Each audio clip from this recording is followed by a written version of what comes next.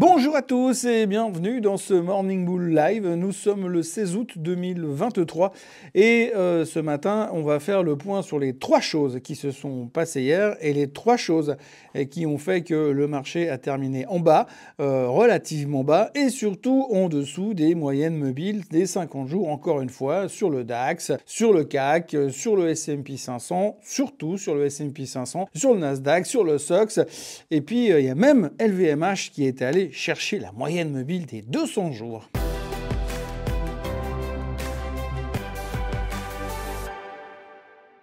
Alors, on est à fond dans la macroéconomie, on est à fond dans les suppositions de ce qui va se passer à l'avenir par rapport au taux d'intérêt. Et comme il ne se passe pas des kilos de choses en plein milieu de ce mois d'août, eh bien, on se pose beaucoup de questions et on est très volatile dans nos prises de position. Alors, souvenez-vous qu'en début de semaine, lundi matin, on était très inquiet sur ce qui pouvait se passer dans les marchés. Et puis lundi soir, on a rebondi en se disant oui, non mais ça va bien parce que les taux vont rester là et ils vont plus jamais bouger. Et puis hier, eh bien, on est reparti dans l'autre sens. Alors, pour plein de raisons diverses et variées, mais il y en a évidemment trois qui ressortent de manière assez constante. La première étant tout simplement les chiffres des ventes de détail. Alors oui, vous le savez, hier, le gouvernement américain a publié ses ventes de détail. Alors c'est voir un petit peu comment les gens sont prêts à consommer, comment ils consomment, qu'est-ce qu'ils sont prêts à payer, est-ce qu'ils payent plus cher qu'avant, est-ce qu'il y a un lien avec l'inflation. En gros, ce qu'il faut retenir, c'est que le marché, les experts et les gens qui ont fait plein d'études à New York étaient extrêmement convaincus et avaient fait des projections en se disant oui, d'après nos calculs, d'après nos spreadsheets Excel, il se pourrait que normalement les ventes de détail soient en hausse de 0,4%. Bam! Eh ben non, c'est sorti à 0,7%. Alors vous me direz 0,3%, c'est pas non plus la fin du monde, ça va pas non plus changer nos vies. Mais si, quand même, c'est un tout petit peu inquiétant parce que ça veut dire que les gens continuent à consommer. Donc s'ils continuent à consommer, ça veut dire qu'ils vont quand même continuer à pousser un petit peu cette inflation qui a quand même de la peine à ralentir en dessous des 3%. Souvenez-vous, on en parlait lundi matin, on se disait oui, mais si l'inflation va être plus de peine à passer de 3 à 2%, alors qu'elle a eu beaucoup plus de facilité à passer de 9 à 3. Et il est vrai qu'avec des ventes de détail en hausse de 0,7%, on s'inquiétait à nouveau du fait que potentiellement, éventuellement, peut-être, la Fed pourrait avoir une vision différente sur les taux. Alors rassurez-vous tout de suite, on ne parle pas de dire la Fed va recommencer son cycle de hausse des taux. Non, on dit simplement que la Fed devrait rester là où elle est en termes de taux. D'ailleurs, on parlait de 90,5% de gens qui sont convaincus que la Fed ne bougera plus les taux. Hier soir, on a baissé à 89, donc ça n'a pas un changement radical. Mais par contre, là où on commence à s'inquiéter un tout petit peu, c'est sur le fait que potentiellement, eh bien, c'est pas demain que la Fed va baisser les taux avec ce genre de chiffres économiques. Et donc, ce stress de voir des ventes de détail un peu trop fortes, des ventes de détail qui pourraient avoir un impact sur la future décision de la Fed, décision qui sera prise le 20 septembre. Je vous rappelle qu'aujourd'hui, on a une vision à 3 jours, dans le meilleur des cas. Les long-term investments, c'est vendredi soir. Donc, si on a une vision un petit peu plus loin que ça, eh bien, donc, du coup, ça nous stresse de voir que potentiellement la Fed pourrait ne pas baisser les taux de sitôt. Mais bon, la bonne nouvelle, c'est qu'on change d'avis comme de chemise, donc la perception qu'on a des taux et de ce que pourrait faire la Fed aujourd'hui pourrait changer assez rapidement, sachant que ce soir, il y a les minutes du FOMC meeting du mois de juillet. Alors vous savez, les minutes du FOMC meeting,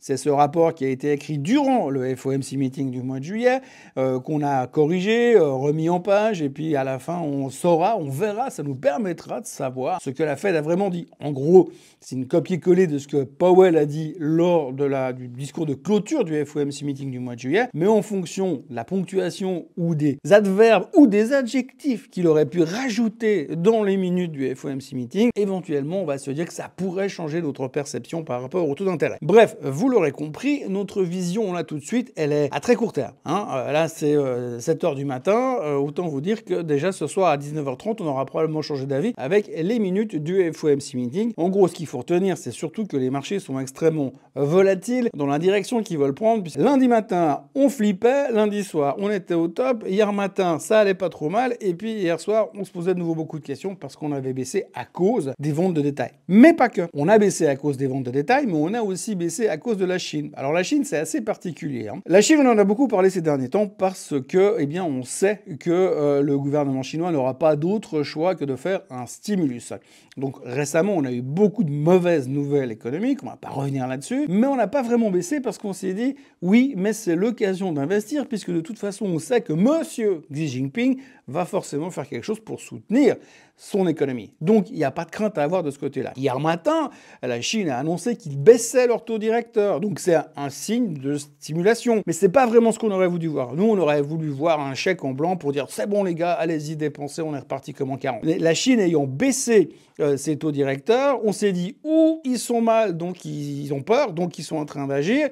Et de l'autre côté, ils ont dit qu'ils ne publieraient plus les chiffres de l'emploi des jeunes, qui était quelque chose d'assez important jusqu'à maintenant, ce qu'on regardait de manière assez intensive. Résultat, tout d'un coup, on s'est dit, oui, c'est bien, il y a une forme de stimulus, mais non, c'est pas bien, parce que quand même, eh bien, ça veut dire que ça va pas bien. Bref, on a baissé aussi à cause de la Chine et aussi à cause des ventes de détail. Mais pas que. Pas que parce qu'on a également baissé à cause de Fitch. Alors Fitch, vous vous souvenez, c'est ceux qui ont downgradé l'autre jour la note des États-Unis, qui leur ont supprimé leur AAA pour passer à AA+. Ça a fait beaucoup de bruit, ça n'a pas changé la face du monde, mais Fitch a fait parler d'eux. Ensuite, il y a eu Moody's qui est venu récemment pour downgrader les banques régionales. On fait parler d'eux aussi. Et puis là, du coup, ils ont un peu pris goût au truc. Alors du coup, Fitch, ils se sont dit, on pourrait refaire parler de nous, ce serait quand même vachement cool. Alors ils ont refait parler d'eux. Sauf que, si vous voulez, à l'époque, il fut un temps, eh bien, les agences de rating, comme on les appelle, ils étudiaient un dossier en secret, ils écrivaient un rapport en secret, et puis après, ils venaient publier le résultat de leur rapport dans le marché, et le marché qui prenait la nouvelle à l'instant T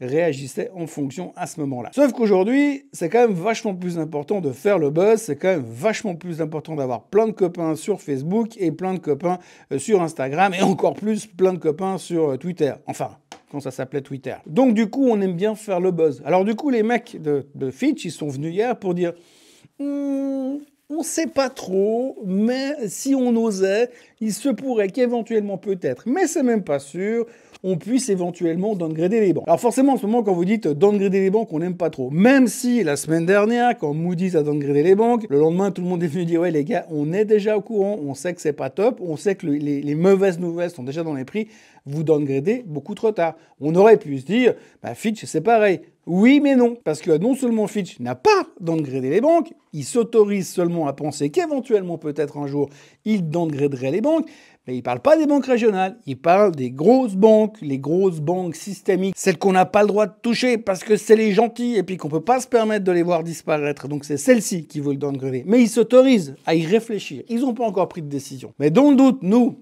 dans le marché, on a anticipé, on s'est dit, ils le disent, donc ils vont forcément le faire. Puis potentiellement, ils disent, si les taux restent élevés et si la courbe des taux venait à ne pas se réinverser. Aujourd'hui, on sait que la courbe des taux est inversée.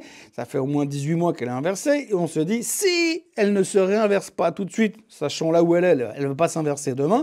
Et puis en plus, les taux ne vont pas baisser demain. Donc avec ces deux arguments, on peut déjà déduire que logiquement, s'ils ne sont pas complètement stupides, normalement, Fitch devrait venir prochainement, demain, après-demain, dans une semaine, downgrader les grosses banques systémiques. Donc les grosses banques systémiques ont baissé, donc le BKX, l'indice des banques, est également passé en dessous de sa moyenne mobile des 50 jours. C'est très populaire en ce moment, la moyenne mobile des 50 jours, on ne regarde que ça, et puis on va se faire un flip le jour où on va atteindre la moyenne mobile des 200 jours. Oui, parce que c'est aussi quelque chose dont on parle aussi en ce moment, c'est que les tendances sont en train de changer. Parce que jusqu'à maintenant, on était dans un bull market, il n'y avait pas de problème, mais là on voit que certains trucs sont en train de cracouiller et qu'on pourrait éventuellement peut-être changer de tendance. On prend le cas par exemple des LVMH. Si vous regardez le graphique des LVMH, il y a encore quelques temps, on se disait de toute façon, les Chinois, dès qu'ils vont les libérer, les mecs ils vont courir pour aller claquer du pognon dans le luxe. Et puis là, depuis quelques temps, on se dit la Chine ralentit, le stimulus vient pas, les mecs quand ils viennent, ils achètent pas forcément tout ce qu'on voudrait qu'ils achètent. Bref, on se pose des questions. On a vu lors des résultats récemment dans le secteur du luxe que la pression sur les marges est quand même bien présente. Et donc du coup, gentiment, eh bien, le luxe commence à s'effondrer.